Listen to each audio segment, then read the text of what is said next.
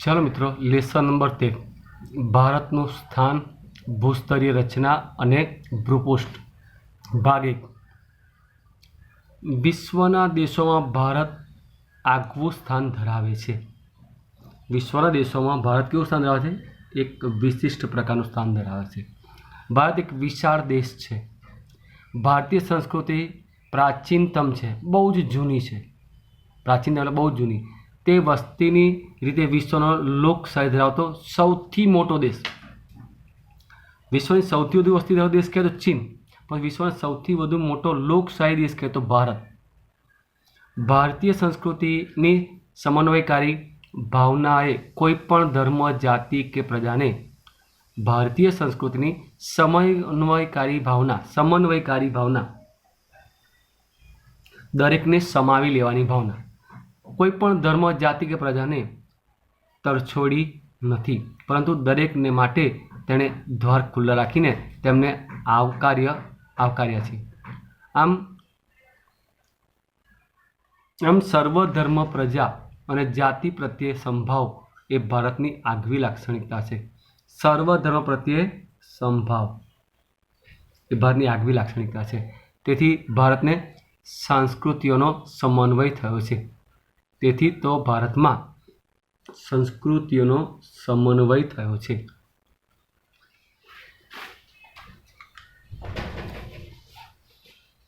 કુદરતી અને માનવ સહિત અનેક આપત્તિઓ આવી હોવા છતાં ભારતે પોતાના પ્રગતિ અને વિકાસ અવિરતપણે ચાલુ રાખ્યા।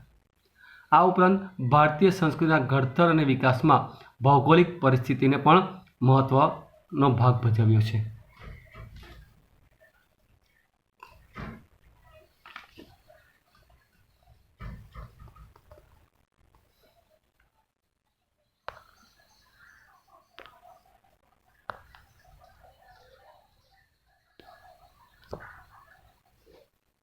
चलो मित्रों, भारतનું સ્થાન, કદ અને વિસ્તાર। ભૌગોલિક દ્રષ્ટિએ ભારત ઉત્તર ગોળાર્ધમાં આવેલો દેશ છે। કઈ બાજુ? ઉત્તર ગોળાર્ધમાં। તે એશિયા ખંડના દક્ષિણ ભાગમાં વિસ્તરેલો છે। ભારતનું મુખ્ય ભૂમિખંડનો વ્યાપ 8.4 અંશથી 37.6 ઉત્તર અક્ષાંશ વૃત્ત અને 68.7 થી લઈને 97.25 પૂર્વ રેખાંશ વચ્ચે આવેલો છે। ભારતની મધ્યમાંથી કર્કવૃત્ત પસાર થાય છે। 23.30 ઉત્તર અક્ષાંશ વૃત્ત પર આવેલો છે અને દેશને તે બે ભાગમાં વિભાજિત કરે છે। તેના ઉત્તર ભાગ વધુ પૂર્વ અને પશ્ચિમ દિશામાં ફેલાયેલો છે, ઉપરથી વાઇડ છે। અહીં વિશાળ મેદાનો તથા હિમાલયની પર્વતમાળા આવેલી છે। કર્કવૃત્તથી દક્ષિણમાં આવેલું ક્ષેત્ર એ ઊંધા ત્રિકોણ આકાર ધરાવે છે। તેનો દક્ષિણ તરફનો ભૂભાગ સાંકડો થતો જાય છે। જેમ ભારતની દક્ષિણમાં જેમ ભાગ સાંકડો થતો જાય છે। આ મુખ્યત્વે દ્વીપકલ્પીય ઉચ્ચ પ્રદેશનો ભાગ છે। કયો? દ્વીપકલ્પીય ઉચ્ચ પ્રદેશનો તે ભાગ છે। તેમાં પૂર્વ તથા પશ્ચિમ કિનારાના સાંકડા મેદાનોનો સમાવેશ થાય છે। ભારત દેશના આ અક્ષાંશીય અને રેખાંશીય માપ બંને લગભગ સરખા છે। 37.6 માંથી તમારે બાદ કરવાના 8.4 અને 97 માંથી 68, તો લગભગ 29 લંબાઈની પહોળાઈ લગભગ સરખી છે। અક્ષાંશીય રેખાંશીય માપ લગભગ સરખા છે, પરંતુ વાસ્તવિક અંતર અલગ છે। કાશ્મીરથી કન્યાકુમારી, ઉપરથી નીચે તરફ, કાશ્મીરથી કન્યાકુમારી અને ઉત્તરથી દક્ષિણની લંબાઈ અલગ છે। જો હવે વાત કરીએ, કાશ્મીરથી કન્યાકુમારી ઉત્તરથી દક્ષિણ લંબાઈ 3214 કિમી છે। પશ્ચિમ ગુજરાતથી શરૂ કરીને પૂર્વ અરુણાચલ પ્રદેશ સુધીનો વિસ્તાર એ 29,933 કિમી છે। વાસ્તવિક અંતરની વાત કરીએ સરખું છે લગભગ, પરંતુ ખરેખર અંતર બહુ ડિફરન્સ છે। ઉત્તરમાં કાશ્મીરથી લઈને દક્ષિણમાં કન્યાકુમારી સુધીનું માપ જોઈએ તો 3214 કિમી છે, જ્યારે ગુજરાતથી અરુણાચલ પ્રદેશનું માપ લઈએ તો એ 2933 કિમી છે। રેખાંશ માપ સરખા છે, વાસ્તવિક અંતરમાં તફાવત છે। રેખાંશીય તફાવતને કારણે તેના પૂર્વ તથા પશ્ચિમમાં આવેલા દૂરના સ્થળોના સ્થાનિક સમયમાં આશરે 2 કલાકનો તફાવત છે. આપણા દેશમાં સૂરજ એ અરુણાચલ પ્રદેશમાં ઉગે છે, જ્યારે ત્યાં સવારે 5 વાગ્યા હોય ત્યારે ગુજરાતમાં 3 વાગ્યા હોય રાત્રે, એવું કહેવાય. પરંતુ એ તફાવત પ્રમાણ સમયરેખા દ્વારા દૂર કરવામાં આવ્યો છે. રેખાંશીય તફાવતને કારણે તેના પૂર્વ તથા પશ્ચિમમાં આવેલા દૂરના સ્થળોના સ્થાનિક સમયમાં આશરે 2 કલાકનો તફાવત છે. જે સમય અરુણાચલ પ્રદેશના પૂર્વમાં સૂર્યોદય થાય છે એ જ સમય પશ્ચિમ ગુજરાતમાં રાત હજુ બાકી હોય છે. આમ ભારતના પ્રમાણ સમયની રેખા 82.30 પૂર્વ રેખાંશ છે, જે 5 રાજ્યોમાંથી પસાર થાય છે.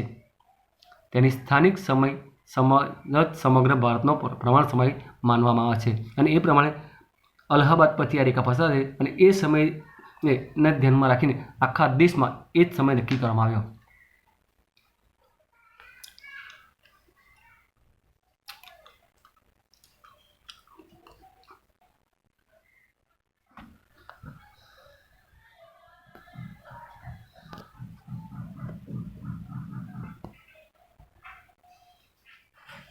જો મિત્રો નકશામાં જોઈ શકો છો,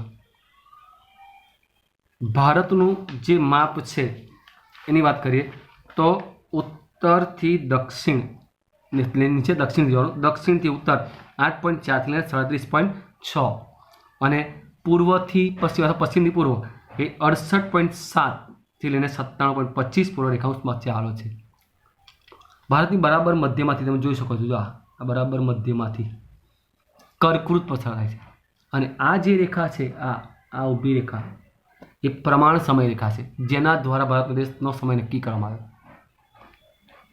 ઉત્તરથી દક્ષિણનું માપ જોઈએ તો 3214 કિમી છે, જ્યારે પૂર્વથી પશ્ચિમનું માપ જોઈએ તો એ 2933 કિમી છે.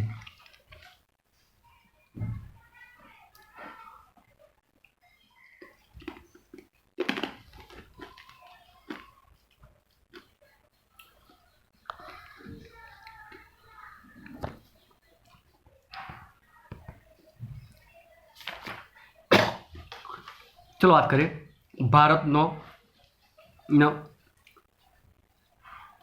જે ભૂમિભાગ છે, એમાં ભારતનો જે કુલ વિસ્તાર છે ને,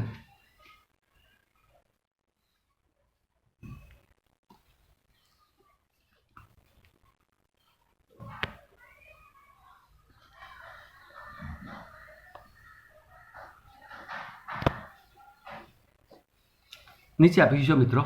ભારતનો કુલ વિસ્તાર 32.8 લાખ ચોરસ કિમી છે, અને તે ક્ષેત્રફળની દ્રષ્ટિએ ભારત વિશ્વમાં 7મા નંબર પર આવે. કયા નંબર પર? 7મા.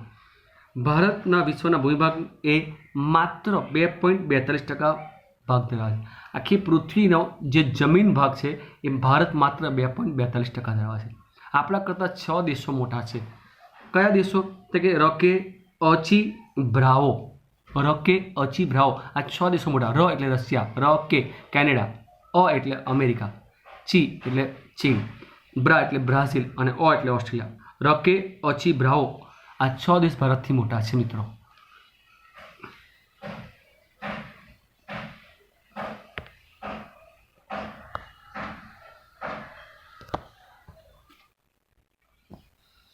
ચલો વાત કરીએ ભારતનો ભૂમિભાગ એશિયા ખંડ દક્ષિણ તરફ આવેલો છે.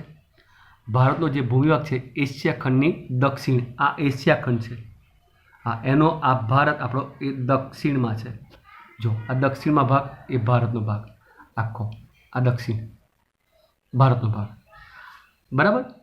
તે ઉત્તરમાં ઊંચી પર્વત શ્રેણીનો સેંકડો કિલોમીટર લંબાઈ પશ્ચિમથી પૂર્વ તરફ પથરાયેલો છે. ઉત્તરમાં જે હિમાલયની વાત કરી છે તે એ પૂર્વથી પશ્ચિમ તરફ, પશ્ચિમથી પૂર્વ તરફ લાંબો હિમાલય પર્વતમાં પથરાયેલી છે. તેના કારણે તિબેટ તથા ચીન સાથે આવન જાવનનો કેવળ ઊંચાઈ આવેલો પર્વતીય ઘાટ મારફતે જ જઈ શકે છે. અને આ હિમાલયને કારણે આપણે જે પશ્ચિમથી પૂર્વ સુધી ફેલાયેલો છે, એટલે માટે ચીન અને તિબેટમાં આપણે જો કોઈ વેપાર કરો કાં તો જવું હોય તો માત્ર એક જ માર્ગ છે, હવાઈ માર્ગ, જળ માર્ગ નહીં કે રસ્તો માર્ગ નહીં, એક પણ માર્ગ, રેલવે માર્ગ બી નહીં. દક્ષિણ ભારતીય દ્વીપકલ્પીય પૂર્વમાં બંગાળની ખાડી, દક્ષિણમાં આ બાજુ બંગાળની ખાડી, બરાબર. પશ્ચિમમાં અરબ સાગર, આ બાજુ અરબ સાગર, પશ્ચિમ અરબ સાગર તથા દક્ષિણમાં હિન્દ મહાસાગર આવેલો છે. આ સમુદ્રનો જળમાર્ગ તરીકે ઉપયોગ થાય છે. જમીન માર્ગો પર્વતીય અવરોધોથી ઘેરાયેલા હોવા છતાં ભારતે બહારથી આગમન થયેલી સાંસ્કૃતિક તત્વોને સ્વીકાર્યા છે અને તેઓ ભારતીય સમાજમાં ભળી ગયા છે. બરાબર. આ સમુદ્રનો જળમાર્ગ તરીકે ઉપયોગ થાય છે જમીનમાં, જે આપણે પૂર્વના બંગાળ ખાડી, દક્ષિણમાં હિન્દ મહાસાગર, પશ્ચિમમાં અરબ સાગર. આ કારણે દુનિયાના મોટા ભાગના દેશોનો જળમાર્ગ આપણા ભારત પાસે જ પસાર થાય છે અને એટલા માટે બહારથી આગમન થયેલ સંસ્કૃતિના તત્વોને સ્વીકાર્યા છે અને તેઓ ભારતીય સમાજમાં ભળી ગયા છે. વિદેશી પ્રજા આપણા દેશમાં આવી અને આપણા દેશના સંસ્કૃતિ વારસામાં ભળી ગઈ.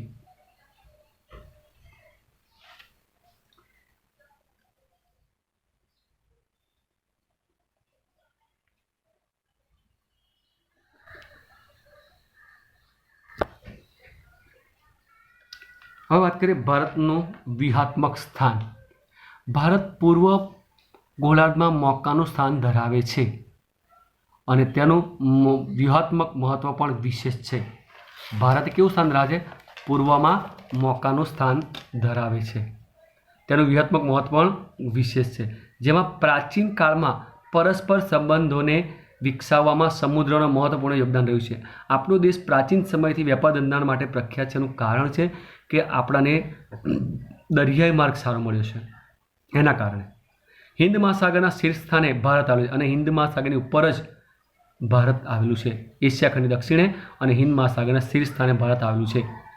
પૂર્વ આફ્રિકા, પશ્ચિમ એશિયા, દક્ષિણ એશિયા તથા દક્ષિણ પૂર્વ એશિયાના દેશોની સાથે સમુદ્ર માર્ગે દ્વારા ભારતનો સંબંધ પ્રાચીન કાળથી રહ્યો છે. પૂર્વ આફ્રિકા, પશ્ચિમ એશિયા, દક્ષિણ એશિયા અને દક્ષિણ પૂર્વ એશિયા સાથેનો આપણો વ્યવહાર, આપણો સંબંધ પ્રાચીન કાળથી સમુદ્ર માર્ગે રહ્યો છે. પણ અમે ભારતે આ દેશોની સાથે ઘનિષ્ઠ સાંસ્કૃતિક અને વ્યાપારિક સંબંધો પોતાના વિશિષ્ટ સ્થાનને કારણે વિકસાવ્યા છે. પોતાનું વિશિષ્ટ સ્થાન ધરાવે છે. એશિયા ખંડની દક્ષિણે અને હિન્દ મહાસાગરના શીર્ષ સ્થાને છે અને એના કારણે આપણા દેશમાં આ મોકાના સ્થાનને કારણે આપણે વિદેશો સાથેનો વેપાર સારો વિકસાવ્યો છે. એટલા માટે આપણા ઘનિષ્ઠ સાંસ્કૃતિક અને વ્યાપારિક સંબંધો વિકાસ પામ્યા છે. હિન્દ મહાસાગરમાં કોઈ પણ દેશની તટીય સીમા ભારત જેવી નથી. હિન્દ મહાસાગરમાં કોઈ પણ દેશની તટીય સીમા, કારણ કે ભારત 3 બાજુ જળમાર્ગ છે. ભારતના આ મહત્વના સ્થાનને કારણે એક મહાસાગરનું નામ એટલે કે હિન્દ મહાસાગર તેના નામ પરથી રાખવામાં આવ્યું છે. ભારતને પહેલાં હિન્દુસ્તાન કહેતા હતા અને એના નામ પરથી હિન્દ મહાસાગર નામ આપવામાં આવ્યું છે.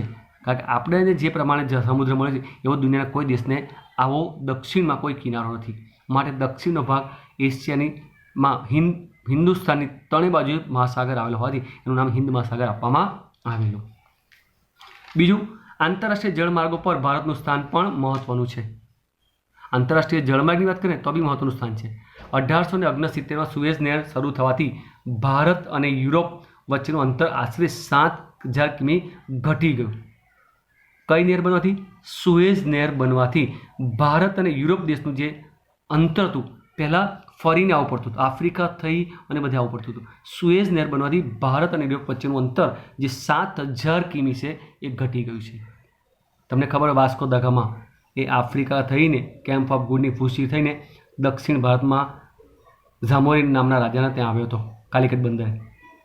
તો એ અંતર 7,000 કિમીનું છે. સુએઝ નહેર બંધાતા ડાયરેક્ટ ભારત આવી શકાય, 7,000 કિમી ઘટી જાય છે.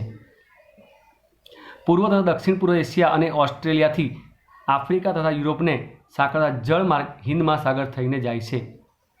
પૂર્વ એશિયા હોય અને ઓસ્ટ્રેલિયા હોય, આફ્રિકા તથા યુરોપ, આ બધા દેશો એકબીજાને સાંકળે છે, પણ આ બધા દેશો એ ભારત થઈને જ જવું પડે, ભારતના હિન્દ મહાસાગરમાં થઈને જ પસાર થવું પડે છે. દક્ષિણ આફ્રિકા થઈને આવતો જળમાર્ગ તથા સુએઝ નહેર જળમાર્ગ ભારત પાસે પસાર થાય છે. દક્ષિણ આફ્રિકા થઈને આવતો જળમાર્ગ તથા સુએઝ જળમાર્ગ એ ભારત પાસેથી જ પસાર થાય છે. એ જ માર્ગ દ્વારા ઇન્ડોનેશિયાની મલ્લાક્કા સામુદ્રધુની થઈને પેસિફિક મહાસાગર પસાર કરીને કેનેડા તથા USA પહોંચી શકાય છે. અને એ માર્ગે જ આપણે ઇન્ડોનેશિયાની મલ્લાક્કાની સામુદ્રધુની થઈને આ પેસિફિક મહાસાગર પસાર કરીને કેનેડા અને અમેરિકા પહોંચી શકાય છે. ભારતનો સંપર્ક વિશ્વના અનેક દેશો સાથે સદીઓથી છે. વસ્તુ અને વિચારોનું આદાન પ્રદાન પ્રાચીન કાળથી થતું રહ્યું છે. આ જ પ્રમાણે ઉપનિષદોના વિચારો, રામાયણ તથા પંચતંત્રની વાર્તાઓ, ચિકિત્સા પદ્ધતિ, ભારતીય અંક અને દશાંશ પદ્ધતિ વગેરે વિશ્વના વિભિન્ન ભાગો સુધી પહોંચી શક્યા છે.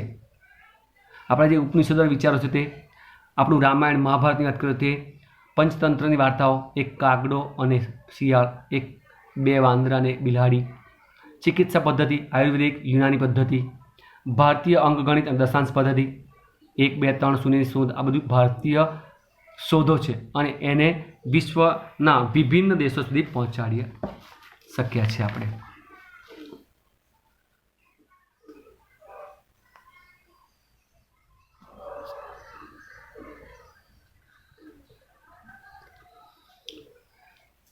ત્યાર પછી ભારતના પડોશી દેશો. ભારતના પડોશી દેશની વાત આવે તો દક્ષિણ એશિયામાં ભારતનું એક મહત્વનું સ્થાન છે. ભારતમાં કુલ 29 રાજ્યો, દિલ્હીનું રાજ્ય એક રાષ્ટ્રીય રાજધાની પ્રદેશ અને 6 કેન્દ્ર શાસિત પ્રદેશો છે. એમ કે ટોટલ આપણી પાસે 36 ભાગ છે હિન્દુસ્તાનના. ભારતની જમીન સીમા ઉત્તર પશ્ચિમમાં પાકિસ્તાન, ભારતનો જે પડોશી દેશોની વાત કરીએ એમાં ઉત્તર પશ્ચિમ એ પાકિસ્તાન સાથે જોડાયેલી છે અને અફઘાનિસ્તાન સાથે થોડોક ભાગ, અને ઉત્તર પૂર્વમાં વાત કરીએ તો ચીન, નેપાળ અને ભૂતાન દેશ સાથે જોડાયેલી છે, તથા પૂર્વમાં મ્યાનમાર અને બાંગ્લાદેશ સાથે છે જોડાયેલી છે. દક્ષિણમાં શ્રીલંકા છે પણ એ વચ્ચે ગેપ છે, બરાબર ને. આ રીતે ભારતના પડોશી દેશની વાત કરીએ તો પાકિસ્તાન, અફઘાનિસ્તાન, ચીન, નેપાળ, ભૂતાન, મ્યાનમાર અને બાંગ્લાદેશ છે.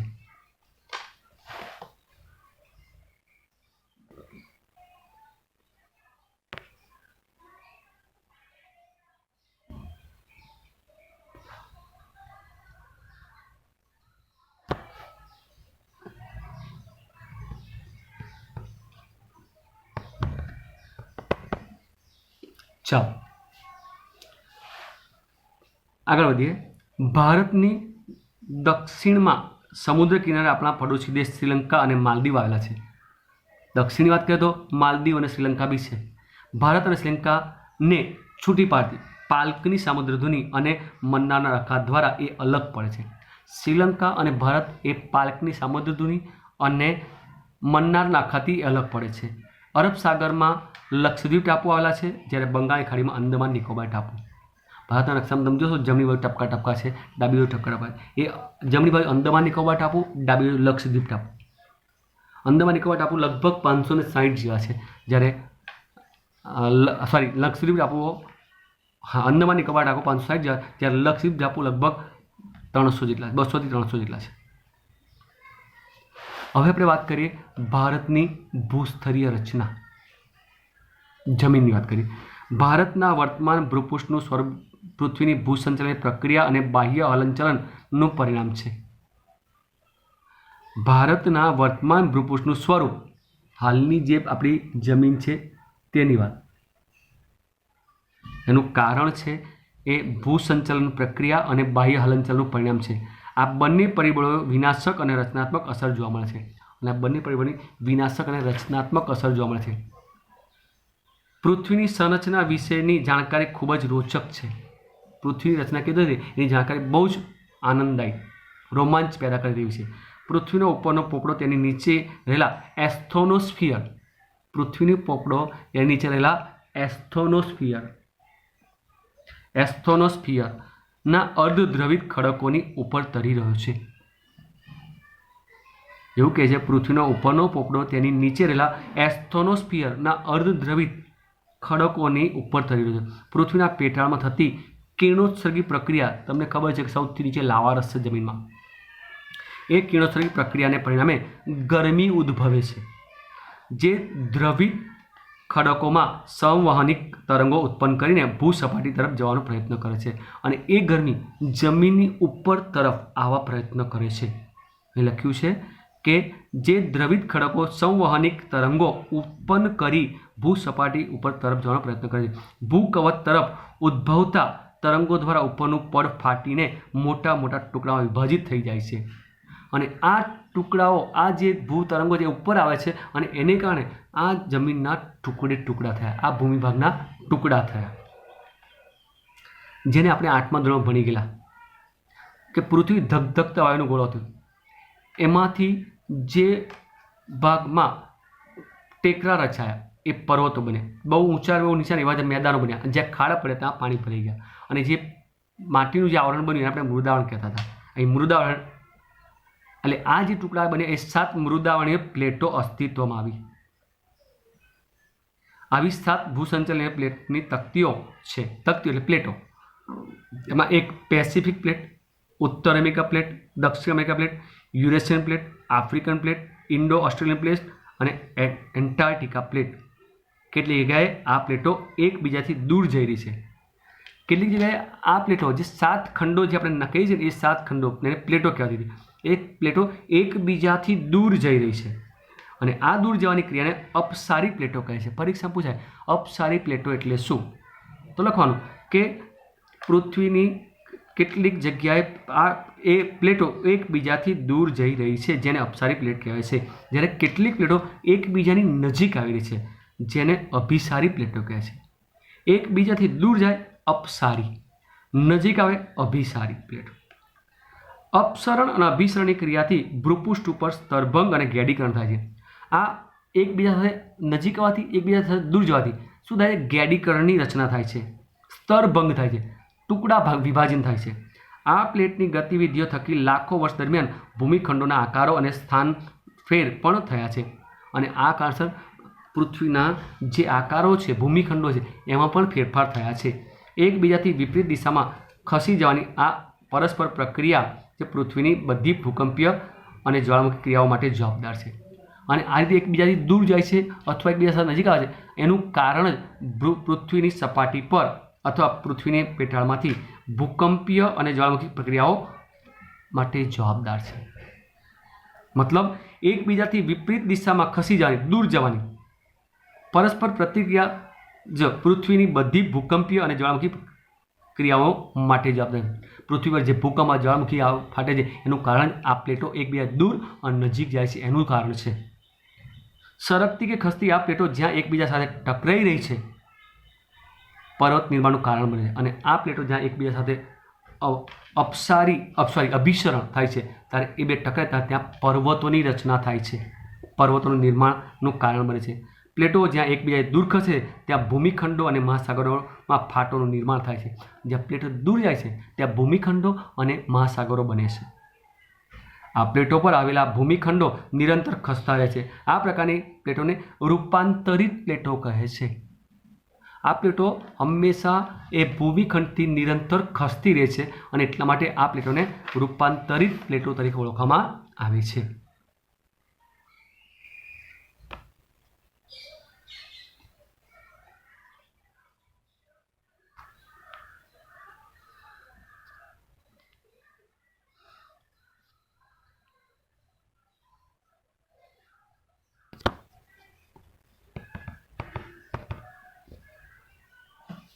ચલો વાત કરીએ આપણે. ભારત કરોડો વર્ષ પહેલાં ગોંડવાના લેન્ડનું નામ જોઈશું તો ગોંડવાના લેન્ડ નામના પ્રાચીન વિશાળ ભૂમિખંડનો ભાગ હતો. આ વિશાળ ભૂમિખંડમાં આજના દક્ષિણ અમેરિકા, આફ્રિકા, ઓસ્ટ્રેલિયા અને એન્ટાર્કટિકા ખંડનો સમાવેશ થતો હતો. ભારતના 2 ભાગ પડી ગયેલા, પૃથ્વીના ઉત્તરનો અને દક્ષિણનો ભાગ. એમાં ઉત્તરનો જે ભાગ છે ને એ ભાગને માં દક્ષિણ અમેરિકા, આફ્રિકા, ઓસ્ટ્રેલિયા, એન્ટાર્કટિકા ખંડનો સમાવેશ થતો હતો. કાળક્રમે ગોંડવાના લેન્ડથી અલગ થઈને ઇન્ડો ઓસ્ટ્રેલિયન પ્લેટ ધીમે ધીમે ઉત્તર તરફ સરકવા લાગી.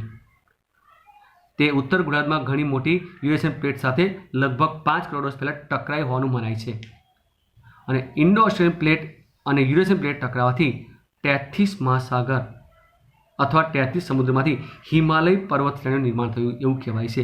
ઇન્ડો ઓસ્ટ્રેલિયન પ્લેટ અને યુરેશિયન પ્લેટ એકબીજા સાથે અથડાઈ અને એને કારણે આ બંને પ્લેટો અથડાવાથી એવું કહેવાય છે કે હિમાલયનું નિર્માણ થયું.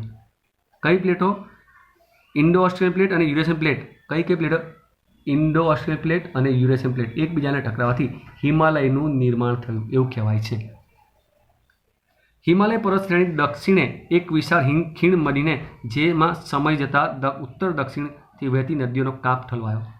હિમાલયની પર્વત શ્રેણીની દક્ષિણે જે આપણું અત્યારનું ઉત્તર પ્રદેશ, બિહાર જે રાજ્યો છે તે હિમાલય પર્વત શ્રેણીની દક્ષિણે એક વિશાળ ખીણ બની જેમાં સમય જતાં ઉત્તર દક્ષિણથી વહેતી નદીઓનો કાપ ઠલવાયો. આ રીતે હિમાલય અને દ્વીપકલ્પીય ઉચ્ચ પ્રદેશની વચ્ચે અત્યારનો ગંગાનો મેદાની પ્રદેશ બન્યો. દક્ષિણ ઉચ્ચ પ્રદેશ, ઉત્તરમાં હિમાલય અને હિમાલય નીકળતી નદીઓને કારણે ઉત્તરના ભાગમાં કાપ ઠલવાયો અને એ ભાગ એટલે ઉત્તરનું મેદાન. દ્વીપકલ્પીય ઉચ્ચ પ્રદેશના ઉત્તર પશ્ચિમ ભાગમાં એક વિસ્તૃત જ્વાળામુખી પ્રસ્ફોટન થયું. નીચે દક્ષિણની વાત છે કે ત્યાં આગળ કોઈ કારણસર જ્વાળામુખી ફાટ્યો હશે જેથી ઉચ્ચ પ્રદેશનો પશ્ચિમ ભાગ તૂટીને નિમજ્જિત થઈ ગયો અને પરિણામે અરબ સાગરનું નિર્માણ થયું. અને પશ્ચિમમાં જમીન હતી એ કોઈ કારણસર બેસી ગઈ, નિમજ્જન થયું એટલે જમીન બેસી જવું. વરસાદ પડતા તમે જોજો ઘણા રસ્તા પર પેલા ભૂવા પડી જાય, ખાડા પડી જાય, જમીન બેસી જાય.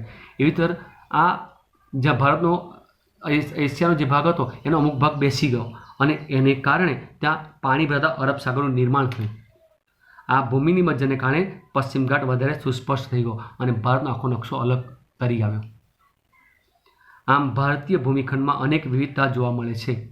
ઉત્તરમાં ઊંચી વિસ્તૃત પર્વતમાળા આવેલી છે, હિમાલયની પર્વતમાળા. તેમાં ઉચ્ચ પ્રદેશો આવેલા છે, શિખરો આવેલા છે, ઘાટો આવેલા છે. આ ઉપરાંત એમાંથી કેટલીક નદીઓ પણ નીકળે છે. ઉત્તર ભારતના મેદાનમાં ગંગા, યમુના, બ્રહ્મપુત્ર નદીઓ વહે છે. તેના કાપથી આ મેદાનો રચાય છે અને એ નદીઓ જે વહે છે એનો જે કાપ ઢસડી લાવે છે એના કારણે ઉત્તરના મેદાનની રચના થાય છે. દક્ષિણ દ્વીપકલ્પીય પ્રદેશ એ સૌથી જૂનો કહેવાય છે, પ્રાચીનતમ પ્રદેશ છે. દક્ષિણ ભારતના ઉચ્ચ પ્રદેશની બે ધાર સ્વરૂપો આ બાજુ અરબ સાગર બાજુ એ પશ્ચિમ છેડો અને બંગાળની ખાડી બાજુ પૂર્વ છેડા ઉપર તટીય મેદાનો આવેલા છે. આમ ભારત વૈવિધ્યસભર ભૂપૃષ્ઠ ધરાવે છે. ભારતનું ભૂપૃષ્ઠ કેવું વૈવિધ્યસભર. પ્રાચીન સમયથી ભારત એક વિશિષ્ટ દેશ તરીકે અને સોને કી ચિડિયા તરીકે ઓળખાતો દેશ હતો. પરંતુ 18મી સદી પછી ભારતમાં અંગ્રેજ શાસન આવવાથી આ પરિસ્થિતિ બદલાઈ ગઈ. બરાબર. આપણે આજે શીખ્યા ભારતનું સ્થાન, ભૂસ્તરીય રચના અને ભૂપૃષ્ઠ. ઓકે. વંદે માતરમ. જય હિન્દ મિત્રો.